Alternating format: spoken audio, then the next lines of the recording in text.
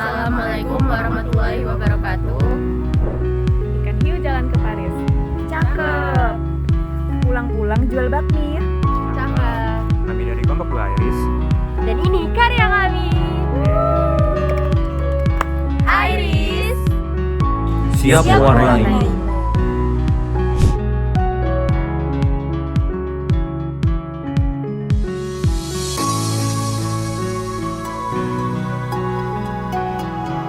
Halo, nama saya Gracia Feni Stefani dengan NRP 50152210338 dari Departemen Perencanaan Wilayah dan Pengembangan Diri adalah proses untuk mewujudkan diri menjadi yang terbaik berdasarkan potensi yang dimiliki. Pengembangan diri sangat penting untuk mencapai potensi maksimal yang dimiliki dan kualitas diri yang terbaik.